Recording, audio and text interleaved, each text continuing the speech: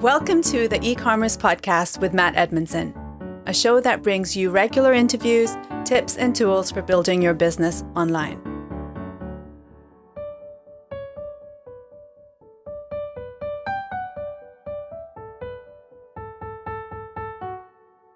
Well, hello and welcome to the eCommerce podcast.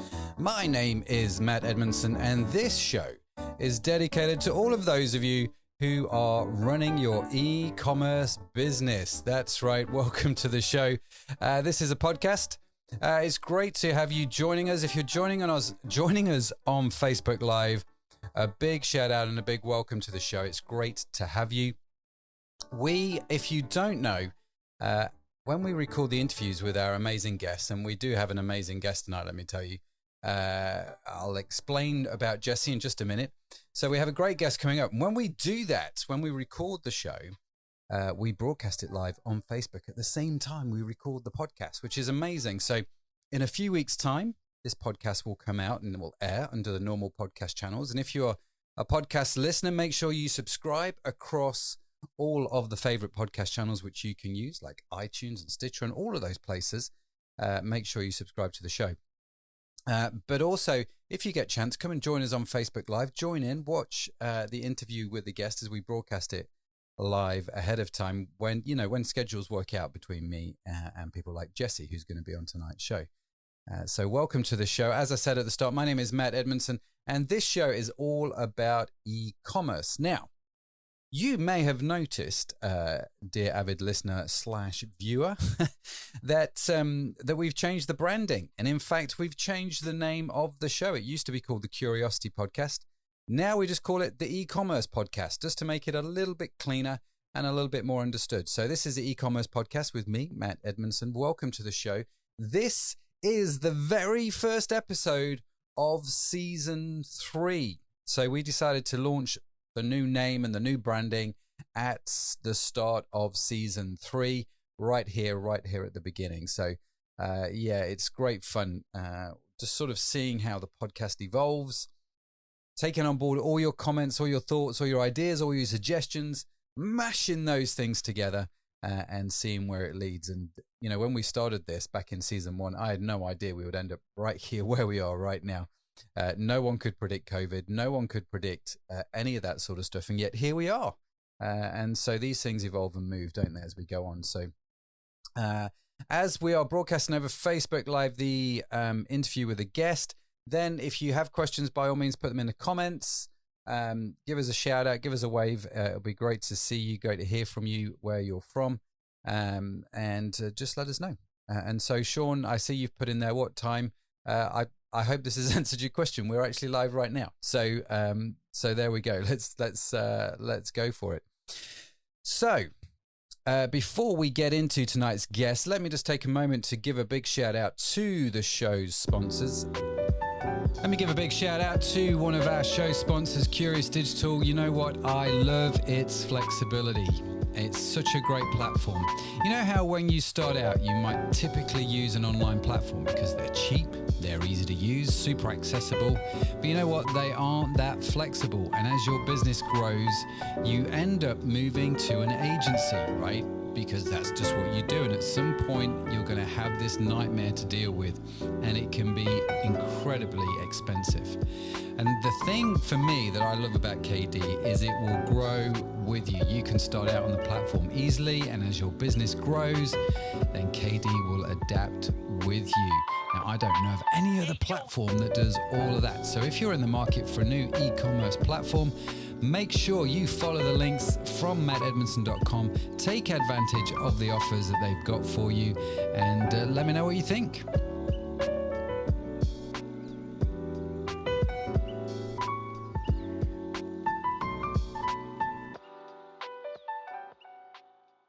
A big shout out to another show sponsor, the Lightbulb Agency. These guys basically do those bits of e-commerce that you either don't want to do or don't have the skills or expertise to do, right? It's a great service. Let me tell you, these guys do fulfillment, e-commerce marketing, content creation, customer service, product research. I mean, the list goes on. So if you need help with your own online business, you're looking for ways to grow, and you need some help to get there, do get in touch with them. And again, just follow the links from today's show notes. Head on over to mattedmondson.com and you can follow the links to the Lightbulb Agency. We'd love to put you in touch with those guys. And if you forget any of these things, all the links for tonight's show, all the show notes, the links to Jesse, all the notes from the conversation, the video, the recording, everything will just be on the website at mattedmondson.com. You can check that out at mattedmondson.com and everything will be there for you. No problem. So, like I said, welcome to season 3. It is great to have you. Make sure you do subscribe to the podcast, that what is now called the e-commerce podcast, formerly known as the Curiosity Podcast. I dare say you'll hear me talk about this for the next few episodes until we get it cemented that this is what it is now called. So welcome to the show. It's great to have you. Subscribe wherever you get the podcast from. And like I say, join us on Facebook Live, like a few of you are now. And I see some of the comments coming in, which is great. And the little waves and likes, which is fantastic. Do join us on Facebook Live. And the link for the Facebook page is at the website, mattedmondson.com. You can just go to there and follow the link to the Facebook page. Sign up for the notifications for the lives. And whenever we go live, you'll get notified, especially when we do shows like this, where we have an extra special guest coming in, which is always fantastic. So without further ado, should we bring our guest on? I think we should. Let me introduce him before we do. Now, we are talking to Jesse tonight, Jesse Schoberg. And Jesse is currently living in Manila. When we had the sort of the pre-call, I was talking to Jesse a few minutes before we went live on the show. I said, Jesse, where are you? He said, I am in Manila. He is living in Manila. He's one of these guys that spends his life traveling around the world, running his businesses from wherever he is at. He's been managing remote teams for like over 15 years now. So he's got a good idea on how to do it. And he is going to share with us all his magic and all his insight on how to outsource remote teams. And we're also going to talk about his latest venture, which is going to help us understand why we should, as e-commerce website owners, e-commerce entrepreneurs, why we should be blogging and how we do that, why that's important. He runs a website called DropInBlog. We're going to get into all of that, content marketing. We've got a lot to get through. So without further ado, Jesse, let me bring you on. It's great to have you. Thanks for being here. Welcome to the show. Thanks for having me on, Matt. For some reason, sorry. Let's try that again. Now we'll be able to hear you. Welcome to the show, Jesse. Thanks for having me on, Matt. No problem. Small technical glitch right at the start there. Now, as I said, you're in Manila, right? Yep, currently in Manila during the lockdown. Yeah. Is that a good place to get locked down or not? It's actually been, considering, it's been all right. They've been handling it all right, and there's been access to resources, and I'm set up in a pretty good spot, so no complaints. No complaints. So that's awesome. Now, at the time of recording, it is in the UK. It's just before 7 p.m. What time is it for you? We're pushing 2 a.m. now. Yeah. 2 a.m. in the morning. So you're kind of like used to this sort of late night working thing, I imagine, because of the time zone. When you're over in this Southeast Asia, constantly working with people in Europe and the States, we work all kinds of different schedules. So you get used to it. That's great. Well, thanks for being on the show. So let me ask you a question. What's the short version, I guess? How did you end up from, you're from the States originally, I can tell by the accent. Yeah. How did you end up in Manila? I left the States in 2008. Okay. And I lived in Latin America for quite a while. So I was mainly living in Panama. And did you just have the travel bug? Is that what sort of kickstarted it? Yeah, kind of. Originally, it sort of happened accidentally. It was like I was running an agency at the time and was kind of looking for a new location in the States to live, and remembered that I had been to Panama before and liked it, and kind of thought, maybe should just move there instead of move to Denver or something, and ended up being one of the best decisions of my life, and kind of jump started the kind of expat location independent lifestyle. And, it took a while. I lived a normal life there, and then I kind of slowly started traveling more and more and more. And then maybe about 4 years ago, kind of relocated here to Southeast Asia and been all over. So Thailand, Indonesia, Malaysia, Vietnam, here in the Philippines, Taiwan, this whole region quite a bit. So, but been based here in the Philippines. Yeah, based here in the Philippines, for a while as well. It's a great region for sure. So what sort of kept you there rather than going, enough's enough, I'm going back home?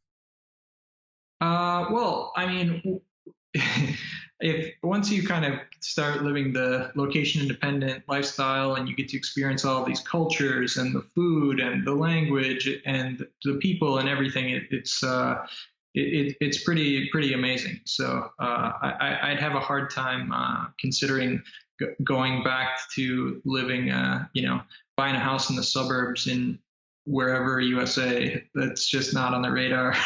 Wow. Okay. So what does a typical day in Manila look like for you? And how would it be different if you were living back home?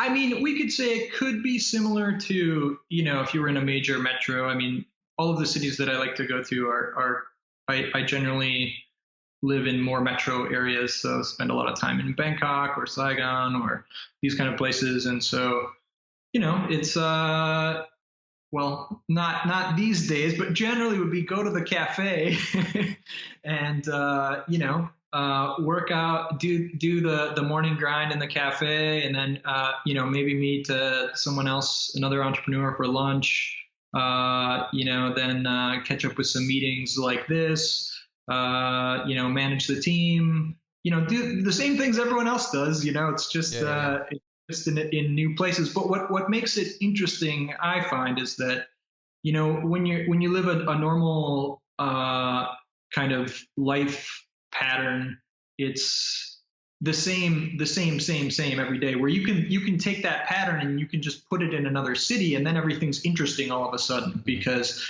the restaurants are different, the food is different, the culture is different, the people have different things. The weekend getaway is somewhere you've never been, not the place that you've been 400 times. So that makes, I find that makes life quite interesting, and it makes it so that you can learn a lot more about the world, and it's quite fascinating. And it's an art as well, so that you don't get too, you're not on vacation, you're still living life. You're actually working, aren't you? Yeah. But what's been the biggest thing that surprised you? Like if someone came to you from back home and said, I'm thinking of doing what you're doing, what would you say? This is going to be the thing which I think will surprise you the most. What would it be? That at first there's some major adjustments, especially when there's just routine things that break, or things that don't work in different places, or that function differently, or the internet doesn't work, or you can't find a cafe, or you're the Airbnb that you rented didn't turn out to be what you thought it was going to be. These kind of stumbling blocks, especially when you're first getting started. Mm-hmm. You're just bound to hit these walls, and things fall apart, and you think, oh, this was a lot easier when I was back at home, and it was. Mm. But with some time and practice, these things become very normal, and you kind of know what to look for, and you know how to kind of pivot and build a more optimized life sometimes than you would have had back at home, because you have other advantages like your currency arbitrage, and there things, you can have things like staff, and you can have meal prep, and you can have like sort of things that you wouldn't normally get in your home country sometimes. And so is that because the dollar goes further where you're living, you're able to do more with it? Yeah, definitely. Mm. And some of that is cultural too, but like that's a huge factor. You can definitely get a better life and still a very modern life. We're not talking about living in the middle of nowhere, right? Mm-hmm. It's just in these major cities, there's just more services, and you can live a pretty interesting life that way. Yeah. So you go around from city to city. What sort of length of time do you spend in each place, or is there not a formula? You just kind of... Yeah, it varies. Can be. I try not to do anything less than a month. So usually like 1 to 3 months is kind of the sweet spot. And then what you find after you've done it for a long time, well, when I lived in Panama, I had like a more normal, like I own an apartment there, and then I would just travel like maybe half the year and kind of do a month away kind of thing. But when I moved to Asia, I decided to be full time in the more nomad style, and then I just do 1 to 3 months per city. But then what happens is, you start to get to know cities, and then it's not this huge reset, because that's the other thing, talking about when you first start doing it, if you go to a new city every month, it's confusing, right? You have to understand how things work and get settled, and that's a disruption in your life. But if you do it for a little while, you can feel at home in any of these cities. So, any of those cities that I just mentioned here in Southeast Asia, I feel at home in all of those cities. I've spent enough time in all of them that I can just show up tomorrow, and, I know where I like to work. I have friends that are living there. I know, enough of the language that I can, go down to the local corner shop and order a local dish instead of just, getting Western food at the tourist spot, Sure. This kind of thing. So once you get into it a little bit more, then that becomes pretty exciting, because you get to live almost multiple lives at once, because, you have friends in multiple cities, and then, you get the excitement of different things that are happening in the different places. So okay. And so I'm just genuinely quite curious here, but do you have you sound like you're going to be living, out of a suitcase all of the time. Is that, so do you travel really light? Everything fits in a backpack, and you're not accumulating stuff, I assume? I'm not that light as some people that live how I do are super crazy minimalist. I'm a little bit in the middle. I mean, compared to normal people, I have barely anything, but compared to the super nomads, I'm kind of heavy. So since about 5 or 6 years now, I live out of a 24-inch suitcase, which is the smaller check size, and a duffel bag and my laptop bag. That's it. So what tech do you, what's your essential stuff on your little travel list then? Sure. So, and then I will say, to just kind of augment that, one of my kind of hacks is that when I land in a new spot, in a new apartment, I'm not afraid to spend a little bit to fix up things or buy a couple things that they, so if they don't have the right kitchen stuff that I want, I'll go out the first day. It's kind of one of my rules that, like, go and get your stuff and set it up how you want it set up. Yeah. You go spend $100 on this random little things that they didn't have good ones, and like, oh, maybe you just need like a desk lamp or something like this. Instead of suffering, you just go get those things and be done, and call that part of the rent. Okay. And then, like, this particular place that I'm in now, I've been staying at this particular apartment on and off for almost a year now. Oh, wow. And so I kind of keep adding, and now it's like has everything, right? So that's pretty great. But yeah, I mean, my tech stack is like, I'm Apple guy, so it's, I mean, pretty lightweight though. I don't travel with an external monitor, so I'm just MacBook Pro, iPhone, iPad. I'm kind of a music guy, so I've got a couple different headphone things going on, and that's pretty much it. Pretty light tech stack. Kindle. That's it. Yeah, I don't no standing inflatable desk or anything. Wow. How many pairs of flip-flops do you have? One pair. Just the one pair. Okay. Yeah. So with all this, I mean, I could spend all evening talking to you about how you do the nomadic travel thing, because I find it curious. I mean, and I think we've all got sort of stories, but that's not why we're here. So I have to force myself to stay on track. So what we want to talk about is outsourcing. Now, it sounds like if you've been doing this for 15 years and you've been running a business and growing a business and starting multiple businesses en route, that you've obviously done this whole outsourcing thing and you've kind of figured it out, and that's the start point. Would that be a correct assumption? Yeah, definitely. I mean, that's been the business model the whole time, So while it's kind of interesting now, this is extra trending because of the current situation. It's been uptrending the last few years, we'll say, right? Mm-hmm. But and there's been more and more books about it, more and more. I think for me, it all sort of got kickstarted in my head when I read The 4-Hour Work, which is where I'm sure most people sort of started that from, and then you read Vagabond and all that sort of stuff.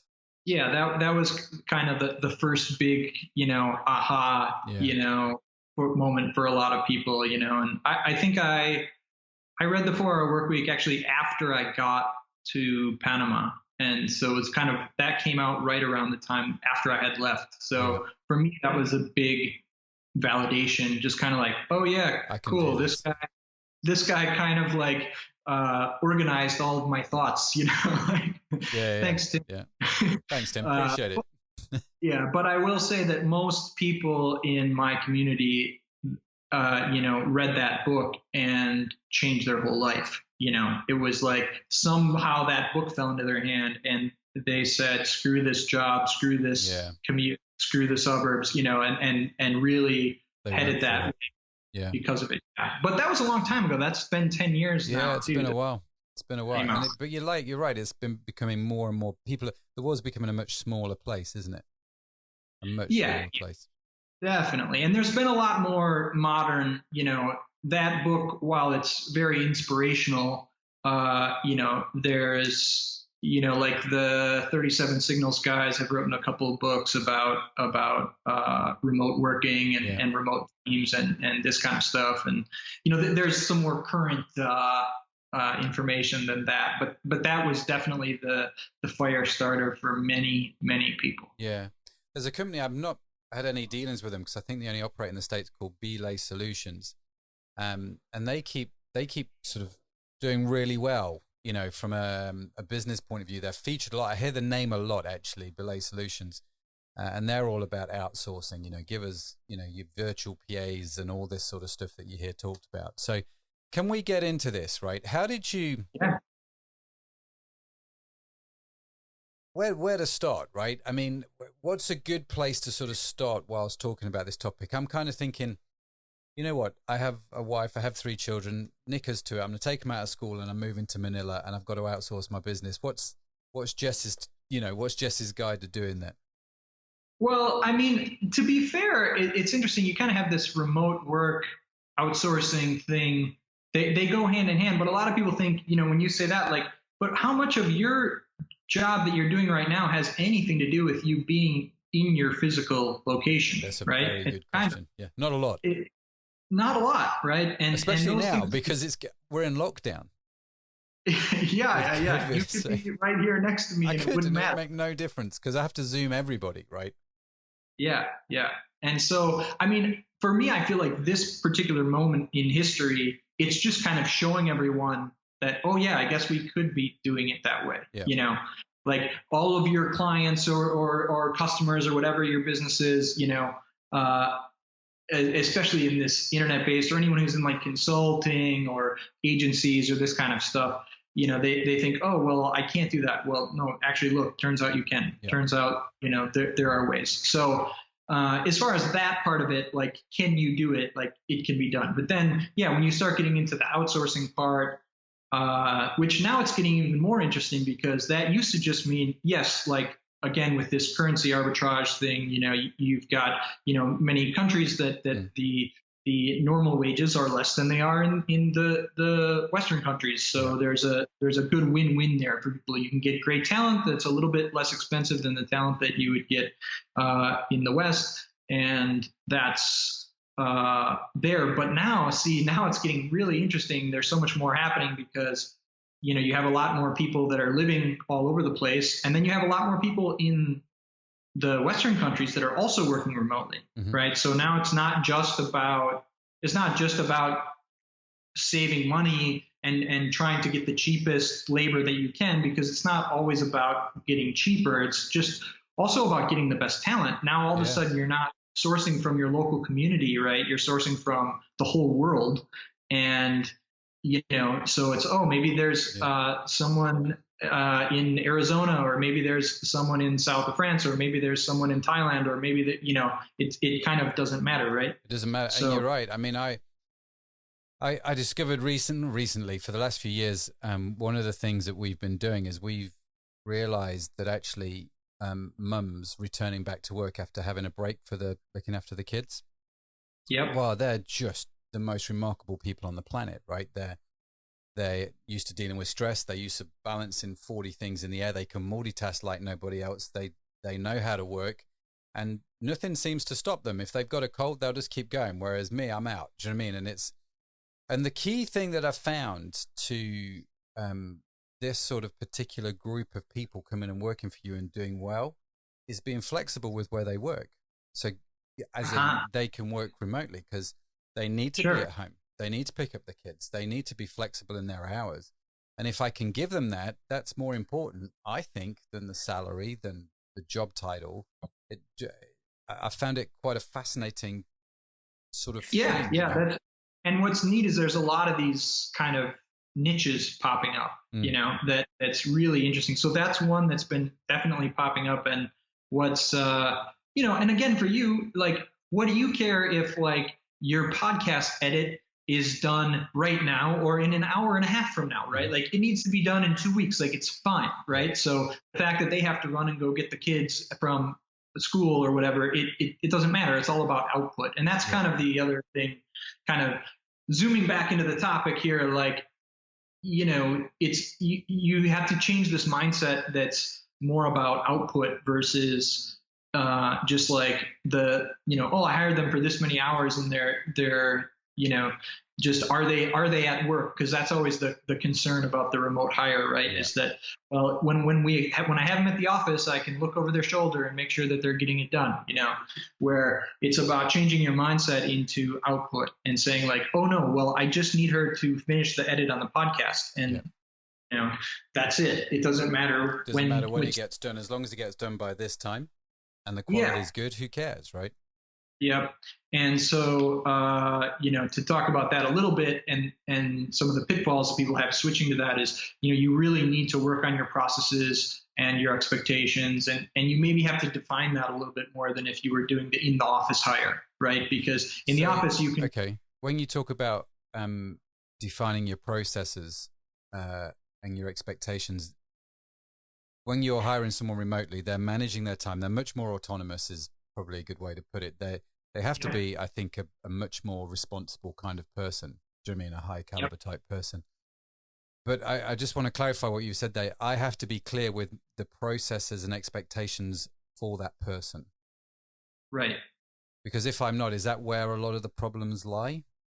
Exactly. Because if you don't create a lot of expectations of the output that you want, then they might just be sitting around all day, especially, I mean, we'll get into this too, like hourly versus full-time salary or part-time salary.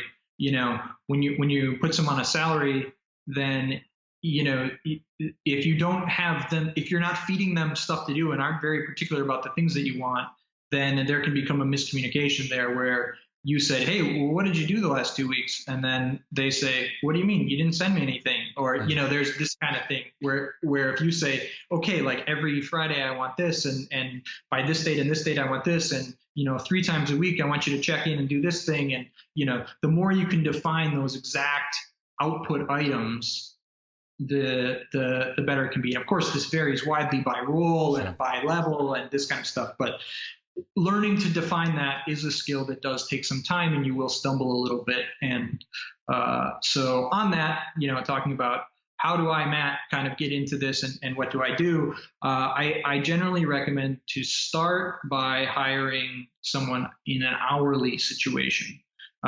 So then if you screw up on the expectations and you forget to send them something because you get distracted, you're not burning all this extra cash. And there's not this thing where you said, well, I was paying you last week. What did you do? And they say, well, So you're what do you talking mean? about I pay you for the hours that you work, and if I don't send you any work, then you've not worked, and therefore I don't pay you. Right, right. And more of like a freelance style situation Yeah. versus a, salaried part or full time. Okay. So find someone that's hourly at the start and spend as much time as possible defining the process and the expectations for that person. I would say, I mean, I had a virtual PA for a number of years. Actually, she lives in Manila. She lives somewhere in the Philippines. Lovely lady. Still in touch with her, actually. Yep. And I found at the start, I had to over communicate my expectations and over communicate the processes, because not only was she remote, but she was another culture. That was another language. Do you know what I mean? And her English was awesome, but there was still this barrier that I had to overcome. And so I get why you would say define the process, define the expectations. Sean here has put on Facebook, how do you know the people you're outsourcing to will do a good job? Do you research or get reviews? So you say start with someone hourly. How do we find a good person? Sure. So yeah, I'll get into that a little bit. That's a good question. So my hiring process, what I like to do is, first of all, for these hourly people, there's a lot of places you can go, but I'll drop a couple places here. So the biggest one that's kind of the most famous is Upwork. Okay. And that's where you can hire hourly people. Another one that we've been using a bit recently that's been really great as well is called FreeUp. And they're kind of they kind of do similar to Upwork, but they have a curated, they curate a little bit more for you. So they control a little bit more who delivers the services. Yeah. So that can be quite helpful. And we recently did a hire with them and have been pretty happy. So that's been well, but that can save you some of the trouble, I guess.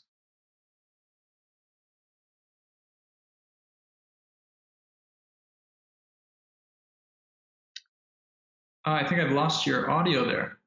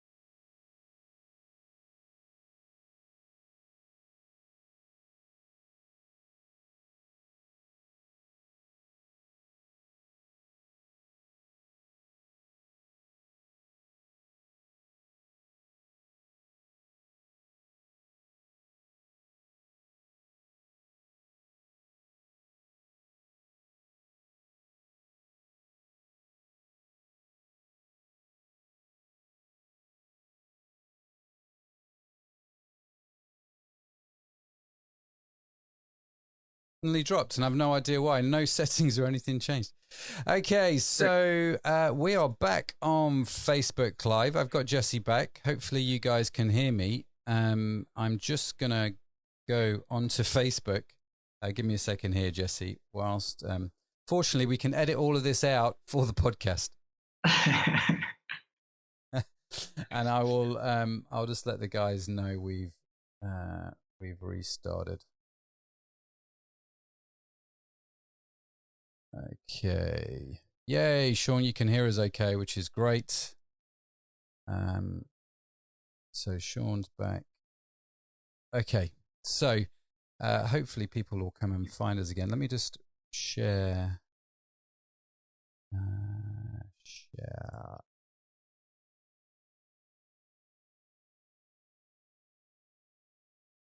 Definitely don't want to share to that.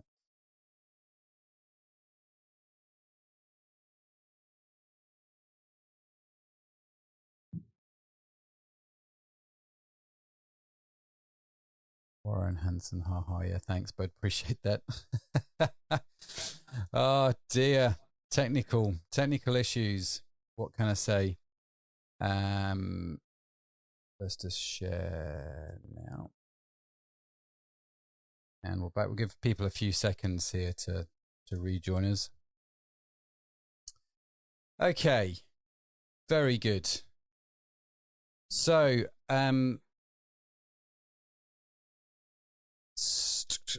okay, good. Now we're back. Phew. All right. Thanks, Jesse. Thanks, everybody, for rejoining us. People are rejoining now, and I'm getting mocked mercilessly in the comments, which is fair enough. I wish I could tell you why that happened, but it just... Anyway, let's not go there. So, Jesse, we were talking about, before I got cut off there, we were talking about how you source how you source people hourly, and you talked about Upwork, and you started to talk about FreeUp.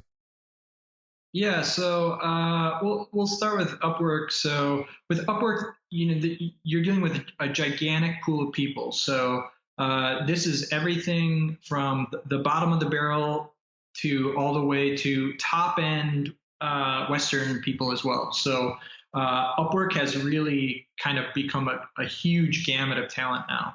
Yeah. So that the good thing about that is that there's a huge gamut of talent. The bad thing is that you get a lot of applications and a lot of riffraff. So there's a lot of wheat to sift.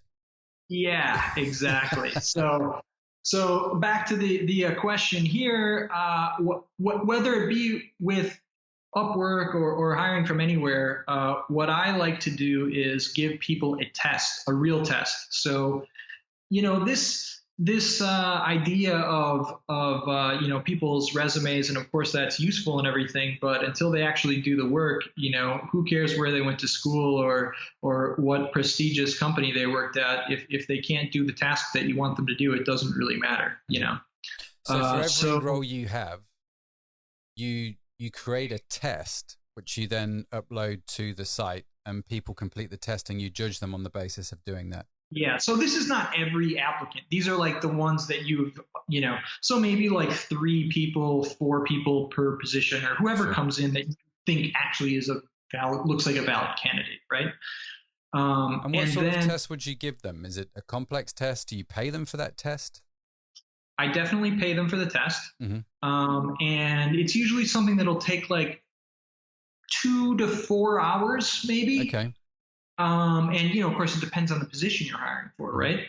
And then what I like to do, if it works out, is I like to give all the people that I'm considering the same task. So, okay. So then you can this is an apples actual with apples. investment. Yeah. And usually it will be a task of something that I actually want done. But I have them all do the same task. So then you can actually compare apples to apples, and you can find out if there was, because otherwise if you give them different tasks, then maybe there was a hard part in one of the tasks that you didn't realize. And then you think, oh, this person's just an idiot, but no, actually it was hard and they would have all missed it or something. You know what I mean? Yeah. So Yeah, I like to give the same task. And again, it depends on what the project is. So let's say it was the podcast editing, right? Yeah. So fine, you have them edit one podcast, but you have all three people edit the same podcast, not different ones. And see what comes back.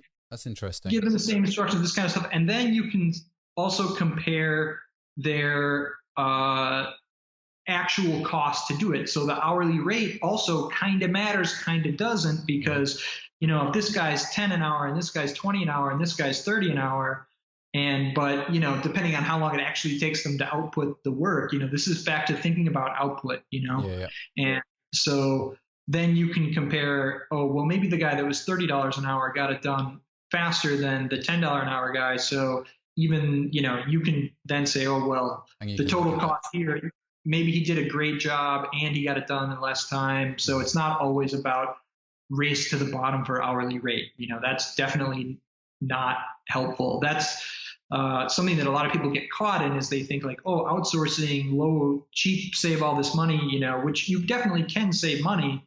But, if you just dive to the bottom of the barrel, you're probably going to have a bad experience, because first of all, you're also new to outsourcing. So, and then if you hire someone else who's new to being a freelancer, it's a recipe for it to go wrong, isn't it? And this is where people get burned, I think, and go, that just doesn't work. It's all nonsense. They hire someone for $2 an hour to do some task, and then it ends up being a failure, and they say, all these guys are idiots and they barely speak English and we can't communicate. Well, you hired the bottom person, but, hire someone for, $15, $20, $30, $40 an hour, and you'll, then things change, Yeah, no, that's fair enough. So to summarize give the task, give the tests, compare the tests, and then you can make let them know that you've given them a test. Yeah. You say, okay, I'm going to give you a test task. Mm-hmm. Like, you're one of the final candidates. Like, I liked your resume. I liked the conversation we had or something. So I'm going to hire you for a paid test task. So you hire them at the rate and you give them so they know, and then it's great. And then they're paid for it. So they don't feel like, oh man, this guy's trying to get me out of free work, because a lot of people do that, and freelancers are aggravated about that. Yeah, and this is why you pay them, because they're much more likely to do it well. I'm right. Okay. Yeah, and whatever, for you spend a few $100s to make sure you got the right person. It's a very good investment for you, right? So do you go and find someone, let's say, to do the podcasting, you find someone, the guy that actually is doing our podcast editing, Tim, we outsource to him. He's going to have a heck of a job tonight, let me tell you. But Tim, I'm not looking for somebody else, but I am curious. Jesse, I'll carry on this example. Is going to be sweating. What's going on? Do you stick them with the same person, or do you go and find other people? Do you have like 2 or 3 people that would do the podcast? I try to bring in the one person and kind of turn them into a team member, Okay. And maybe that team member only works for me for 5 hours a month to do that one task. Yeah. But I try to, nourish that relationship because it's a lot of work to go back to the drawing board and find people and whatever. And actually, the longer they're with you, the more they get to know you, the idiosyncrasies and so on and so forth.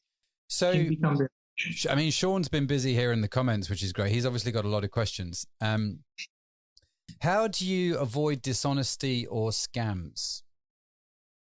Well, I mean, again, starting with the hourly and starting with Upwork is a good way to start, because with Upwork, they actually have a time tracking software that they have to like clock in with their computer, and it actually takes screenshots of their computer every 10 minutes of what they're doing. Oh, wow. And it will, if they're not like active, it clocks them out. So it's like 10-minute increments of billing. So you only pay for actual work time. Okay. Which is pretty cool, because then you can actually pay them a little bit more than you might have been paying someone else who is just a freelancer, just roughly billing you by the hour. And, then they're getting also truly paid for their actual time that they're putting their time in too. So it's a two-sided thing. But then how do you not get scammed is you could look over the screenshots and you see, were they on YouTube the whole Yeah. time, or were they in the editing app, right? Yeah. And what I've found, a lot of people, there's a lot of controversy about these tracking apps and that Upwork has, and there's a bunch of third-party ones if you're not working with Upwork. I've found with any good freelancer, you will know within the first couple of weeks, probably within the first couple of tasks, Yeah. whether or not I never look at those screenshots after the hire or like after the first like week or month or something, because once again, you start looking at the output and then it doesn't matter, and then the good freelancers are honest with that stuff, and you will know right away when you do the test and one guy took 10 hours and the other guy took 2 hours, and then you can go see what he did. And then that's why you want to get a broad spectrum, isn't it? Because they need to be, like you said, one's done 2, one's done 10. It's alarm bells are going to start ringing, right? Yeah. And you'll know right away. I mean, there's a lot of professionals that, everyone just is trying to earn a living, right? And there's a lot of people that have been doing this freelance stuff for a long time, and they're working hard and doing a great job, so. Have you ever then had bad experiences yourself? I mean, a lot of what you're talking about sounds like this is born out of your experience. Have you had? Oh, yeah, definitely. Tons of times. Like, you will inevitably hire people, or at least attempt to hire people that are bad at what they do, or aren't a match for what you thought they were going to be, or the scam thing doesn't really happen. Like, that's just not part of it. Like, maybe you'll bring someone on, and even with Upwork, you can even dispute those hours. So how they work is I think the weekend's on Sunday at midnight, and then you have until Thursday to dispute the hours, and then that's when you get billed for that week. So it's also kind of handy because it auto bills. So you don't have to worry about making the payments and dealing with invoices. And the freelancer is also safe because they don't have to worry about collecting money from deadbeat employers, right? Yeah. So it works out really nice that way. But you have that window. So the scam thing is just not. A lot of people think like, again, this is how, if I'm not looking over their shoulder, where you kind of can look over their shoulder with the apps. Yeah, with the screencast. Yeah. So it's kind of bad fine. Experiences, from what I understand, from what you've just said, tend to be around hiring people that aren't maybe the right fit or the right skill level. And I guess the beauty of what you're doing with hiring hourly is you just stop that and you go and then start again. Yeah. And so then, I generally recommend you start like this way, and then you can kind of work your way up.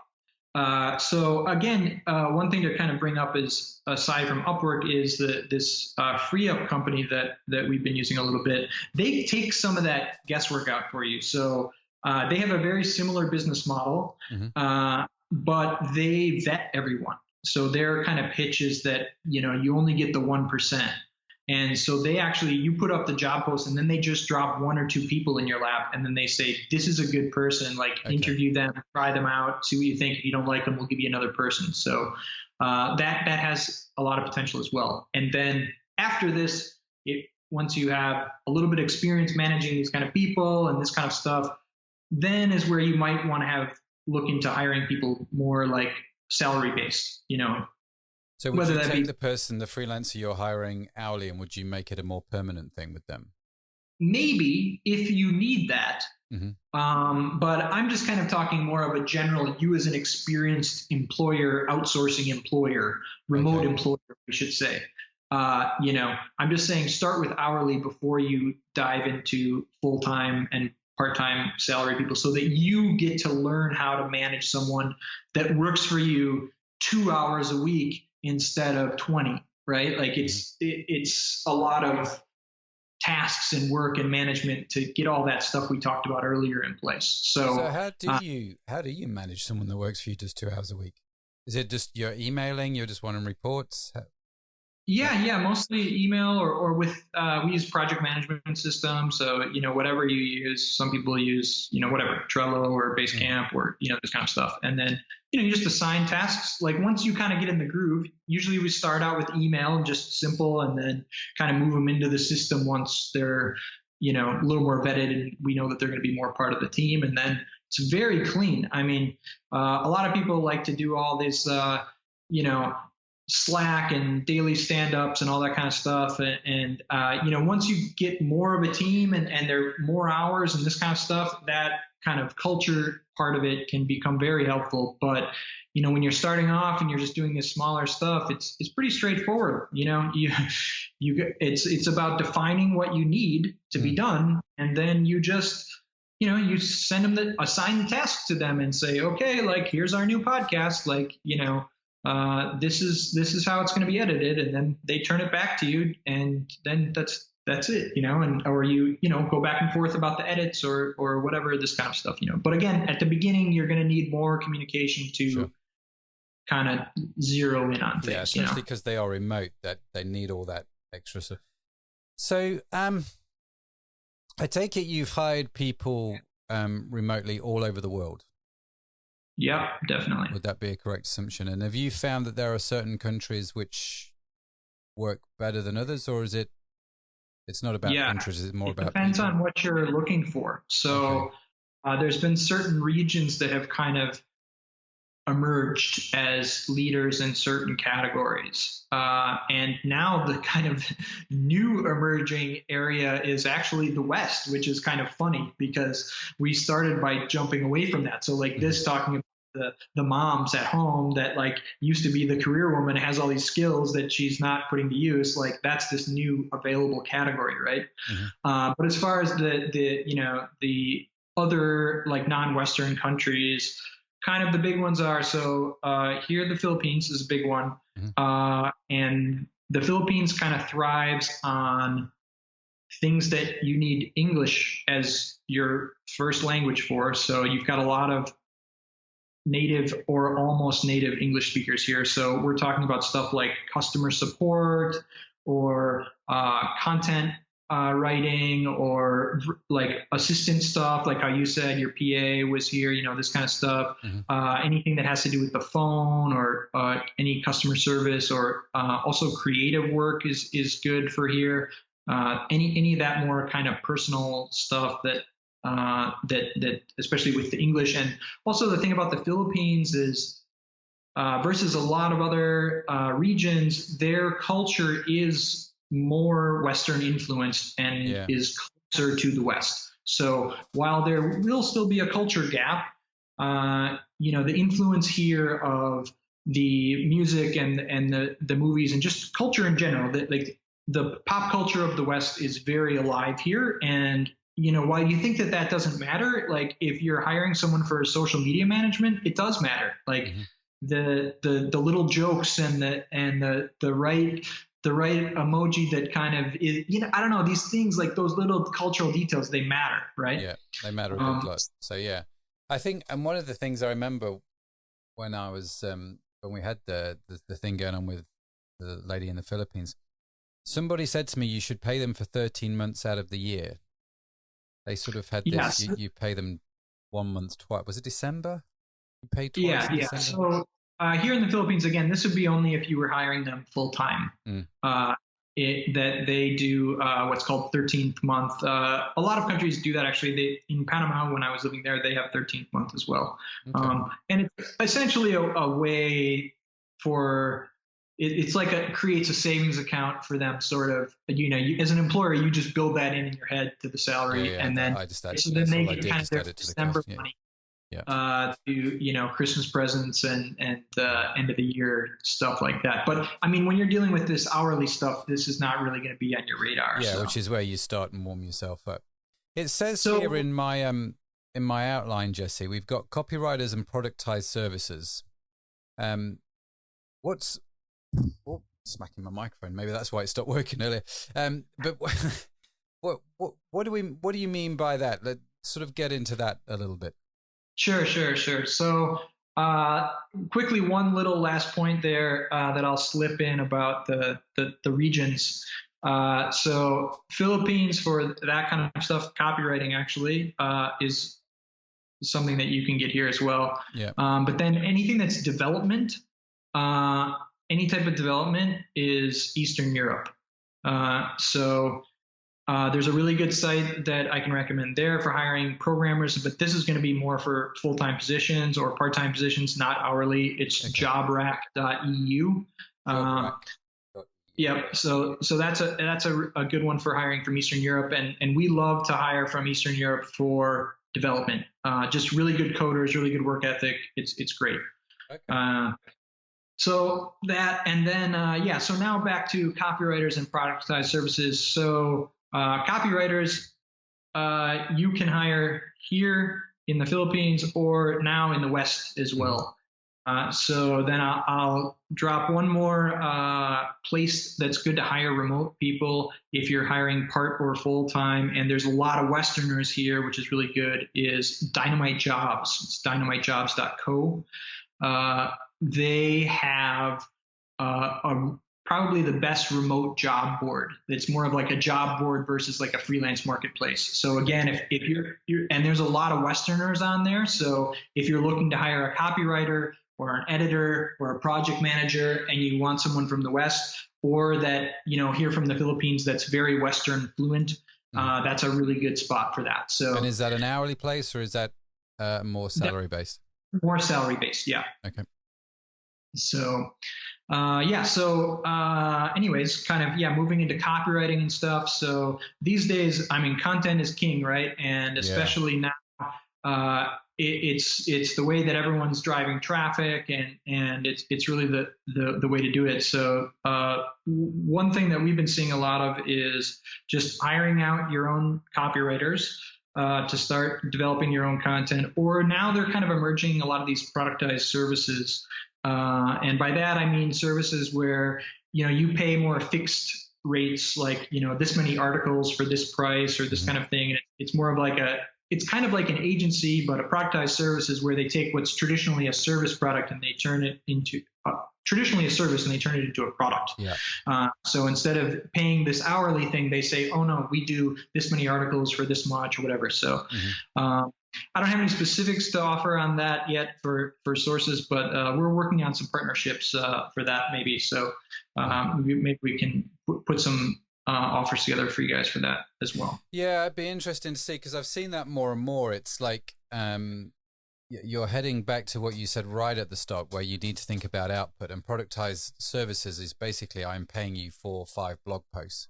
I'm not paying you for 15 hours it takes to do them. I'm paying you for the output. And in fact, I say to the guys, in our agency and in our consulting business, one of the worst things that I think we can do is sell an hourly rate, is to sell ourselves at an hourly rate, $75 an hour, $100 an hour, whatever the hourly rate is. I think that's a really tricky sell because if you're paying someone for an hour's worth of work and they only work 58 minutes, you're not happy. Do you know what I mean? It's just, whereas if you focus on selling outcomes, the onus on me is to deliver that outcome as best as I can in the time frame that's the most efficient that I can. And actually outcomes for me seem to be an easier sell. I don't know if you've noticed that or if that's just me. It's trending huge right now. I mean, I've seen so many agencies that are now pivoting into productizing. And so it's like just deleting the entire agency model. They don't do quote requests anymore. It's just, no, we just do these 4 things. And this is how much they cost, and it's add to cart, And what's so cool about that model is it allows the service provider or the agency or the productized service agency or whatever you want to call them to really hone in on their processes and make that really efficient. Yeah. So then they can start to increase their margins while at the same time the product gets better. So, and this isn't just for copywriting. I mean, this is for everything, So, there's stuff out there for design and for marketing, just every aspect of stuff. Yeah. This is just all over. Yeah. And I'm hugely for it. We've been using it a lot. and it's really cool, and it also gives agency people that are providing services a way to actually scale, because they can start to really hone in on this and get really awesome at that one thing, instead of, in general, as an agency, you got to be kind of like pretty good at a bunch of stuff, you know. So yeah, very, very cool trend that's emerging right now, and yeah, we've been using it for all kinds of stuff. So let's talk that, because we started talking about copywriting. You can get copywriters in the West, you can get them in the Philippines. I said right at the start, you're the co-founder of DropInBlog, right? So let's talk about this sort of content aspect of it. So I can obviously go and outsource my copywriting and use those sites you mentioned, you know, and at work, free up, what was the other one? Dynamite Jobs. I can use those sites that you mentioned, but why would I want to do that? I think it's a great question. So you've obviously written this DropInBlog system. Let's talk about that. Sure. So, I mean, just, you know, if you think about your e-commerce platform or whatever you're trying to sell, right? You know, you need to get customers, right? So if you're running your own store, you need to drive traffic. And so, you know, the easy way to walk in is to do paid traffic. And that's what most people start with, right? And the great thing about paid traffic, of course, is that you get results today, right? But the bad thing about paid traffic is you have to pay for it forever. A lot, usually. Yeah. A lot of money. Yeah. So the good thing about content marketing is that over time, you can start to build that organic traffic and replace or augment that paid traffic, and then eventually have a bunch of free traffic that's coming in that just, you know, essentially prints money for you, right? And so it becomes quite important. And what we've seen become really popular with that is you do the paid advertising, and then you know what keywords work. So you don't have to do the normal keyword research, write all this content, and then see what happens and hope for the best. If you do the paid stuff first, you already know what's coming in that works and is converting for you. So then you say, oh, great, like here's this keyword cluster that is just crushing it for me, but I'm paying $4 a click to get these people to my site, and it's killing me. And then you say, okay, well, maybe now we need to put together a content plan to try to fill up the rankings with our results so that we can drive traffic into our e-commerce store.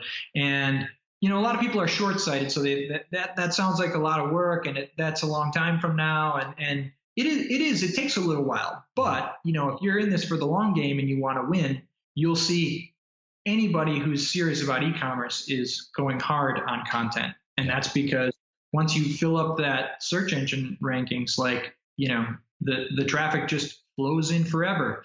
And so, so that's the deal. So we kind of wanted to solve that for a number of platforms. So originally, DropInBlog, it's basically a blog product to put on a website that is not built in WordPress. So there are a lot of ways you can make websites that are not WordPress. And usually if you want to add a blog, usually if you want to add a blog to them, then you end up having to install WordPress in a subdomain, and then you have to manage two systems and all of this kind of stuff. So DropInBlog solves that problem. We're our own blogging platform, and we just do blogging, where WordPress, while great, it does everything, which is sometimes great and sometimes a real pain. So DropInBlog just does the blogging part, and it does it very well.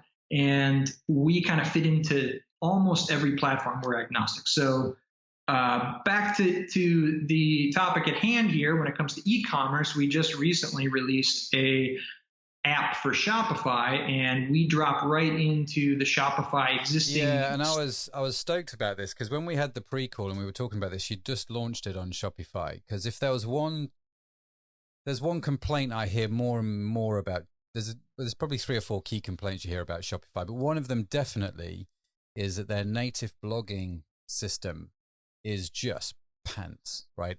And so you've got every man and his dog who knows what they're talking about where marketing's concerned going, do content marketing, it's flipping brilliant. And then everyone who's got a Shopify site going, yeah, that's genius, but how do I do that? And so the net result was, like you say, a lot of people would set up a blog on a subdomain, so blog.myshop.com rather than, which has SEO implications, doesn't it? It knocks you down the rankings a little bit. So it's not as good as doing it on the main domain. Right. And so with your system, if you're on a Shopify site and you want to do blogging well, they should definitely check it out, because you've actually made blogging easy for Shopify, right? Yeah, it's a much better platform than what they have built in. I mean, for Shopify, you got to realize that the blogging platform that they have, that's just a thorn in their side. They don't care about blogging. They care about e-commerce, and they do it very well, right? And then everyone says, oh, but we need to content market. So they, okay, we'll whip together this thing. And, they've barely made any updates to it since they started it, So we kind of decided to flip that on its head and build a really great blogging platform that is very simple and clean and has all the features that people need. And, we made it, for example, that you can inject products directly into the blog post, which you can't even do with the built-in Shopify platform, which just defies known logic. Yeah. In fact, any e-commerce site where you write a blog post and you cannot embed the product that you're talking about in that blog post, for me, that never made sense as an e-commerce site owner. Do you know what I mean? It was just it's kind of odd, right? Kind of odd. So it's kind of got that, and then also we have like a built-in SEO analyzer that most people don't know everything about SEO, and it's a lot to keep up with. So we kind of cover the basics for you, where you can kind of put in your keyword target, and there's a couple meters that tell you like, oh, you should put that again in your title, or you should add it into this part, or this kind of stuff. So it's like a dummies guide to helping people that don't really have the SEO degree to try and get better at doing SEO. And even if you know it, it's just nice to have it all figuring it out for you, so you don't have to just remember, oh, did I put that in the alt tag, whatever. Like, it just kind of does it for you. So with those things combined, it's been a real win, and everyone's loving it in Shopify. So it's quite useful for people, and it's been fun for us to be developing that community, because we've had DropInBlog for quite a few years, just kind of people putting it on custom sites, and we work kind of out of the box with many platforms, even like other e-commerce like Big Cartel or some of these smaller ones and stuff. We just work out of the box for those guys. But with Shopify, we did a real full app deep integration. And that's been live for a number of months now. About 2 or 3 months now. Yeah. And how's it gone so far? It's been fantastic, actually. We're not from the Shopify world, so I've worked with it a bit, and I know it, and I like the system, and so this was kind of our first dive into that community, and it's been great. The users are welcoming. They definitely have questions and ideas and lots of stuff happening. So we've been hitting it hard and kind of adding little tweaks and trying to accommodate people with their ideas, and also like developing a lot. So it's been pretty fun, and we've been really well received. So it's been very exciting, actually. So what's some of the things you've learned about the Shopify community? You're new to it. What's some of the things you've kind of gone, oh, I would never have guessed that? Well, one thing that I've noticed is that a lot of them are just kind of new to marketing. Mm-hmm. So they have their e-commerce store for whatever reason, and where a lot of the internet nerds that we're used to dealing with, they think marketing like 24/7. Where a lot of these guys they're more sales, or product makers. It's like, oh, we recently had a girl who has a jewelry store who signed up she has a physical jewelry store in San Francisco, and so she has a physical store, and then she added the Shopify store so she could sell online, and now she's starting to look into content marketing, and it's like she doesn't know a lot about internet marketing, and so us kind of seeing like, oh wow, having this SEO analyzer has been so helpful for her, where she can kind of walk through and this kind of stuff. And so it's kind of helped us solidify our onboarding and make it easier. And we've just it's forced us to look at our product and try to make it as simple as possible and easy to use as possible. And to onboard as best as you can. Yeah. I've always found that key with software. You've got to onboard super well, right? I mean, just super well. Because if people are And paying I for think it, that they want we to. were able to be I think we were able to be a little lazy with when we were dealing with the more developer-y community, where this is a little bit less, it's not a developer-y community. So we had to kind of dumb it down a little bit, but which was actually great. We should have done that before because I'm sure we were losing business from our regular customers that thought it was too techy or something, So now this has really, catapulted us to the front of simplifying everything and making it really just dead simple to use, Okay. So for someone who's new to content marketing and the whole SEO thing then, and it sounds like a daunting experience, what would be some of your top tips on getting started there? I would say, start out with putting together some keywords and just thinking about, what would you search for, and if you're already doing paid ads, then like I said before, that's kind of the easy way that you can already see what's been working. Yeah. But if you haven't got that far, you can do some light keyword research and you can start to put together a plan based on things that you think people would search that you want to come up for, right?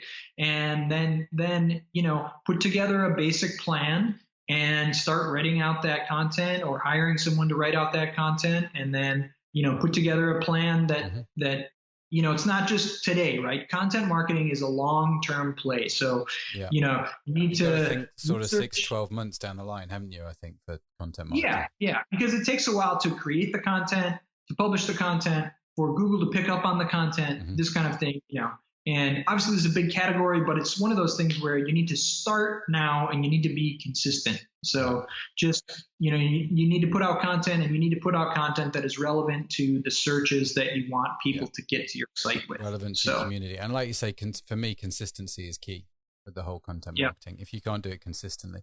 And this comes back to one of your original points, actually. If you're not good at content marketing, but you need to do it, this is one of these ideal things which you can outsource and start to build a remote team. They can do the copywriting, they can do the SEO research. You can outsource the graphics to get all that done. They put the whole thing together, and you're involved with it, but the majority of the work is done by a team you've outsourced, which is super cool. And that just works super well. Listen, Jesse, I'm aware of time and how incredibly early in the morning it is for you right now. Just want to say thanks. Really got a lot out of this. I've got lots of notes. I'm going to be checking out all those websites. We will link to all the websites that you mentioned in the show notes if people want to grab them. Jesse, real quick, if people want to get a hold of you, if they want to get in touch with you, what's the best way for them to do that? Sure. Well, you can always check out DropInBlog at dropinblog.com or search us in the App Store on Shopify. If you want to get in touch with me, you can check out my personal blog at Schoberg.net, and we'll put that in the show notes as well. Yeah. We'll put all those links there. Schoberg.net is where you're blogging, which is cool. Listen, Jesse, it has been an absolute pleasure to chat with you. My apologies again for the blip we had, the technical issue in the middle. It all seems to be working well now, which is great. Thanks, everybody on Facebook for the comments and making fun of us when it did all go wrong. That's okay. It's been real fun, Jesse. Really, really appreciate it. Thank you so much for your time. But thanks a lot for having me on, Matt. Really appreciate it. It was a lot of fun. Yeah, it's great. Thank you. Okay, so I hope you enjoyed that interview with Jesse. Wasn't he fab? Just sharing all his insights and wisdom on outsourcing. I don't know about you, but I got a lot of notes out of that, and we will put all of my notes in the show notes to this podcast. We will, of course, edit the video to take out the technical blip in the middle. And if you're listening to the podcast wondering what was going on, we had a technical blip. That's all you need to know. Make sure you subscribe to the podcast wherever you get your podcasts from. All good places should have the e-commerce show with Matt Edmondson. You can subscribe to it. We put these out on a weekly basis, and it is free content, which goes out to you, all full of good stuff. We talk to great and amazing guests each and every week as we put these shows out. So make sure you subscribe wherever you get your podcast from. And if you are so inclined, why don't you come and join us on Facebook Live, like Sean and the gang did tonight, and just throw your questions in and get them answered by by a guest, which is always awesome. So thanks for watching. Thanks for listening. Do subscribe. Do get in touch. Head on over to mattedmondson.com to get the show notes and all the links for today's episode. All that's left for me to say is thank you so much for being involved. Thanks for being a part of what's going on. And I will see you in the next show. Goodbye for now. You've been listening to the eCommerce podcast with Matt Edmondson. Join us next time for more interviews, tips, and tools for building your business online.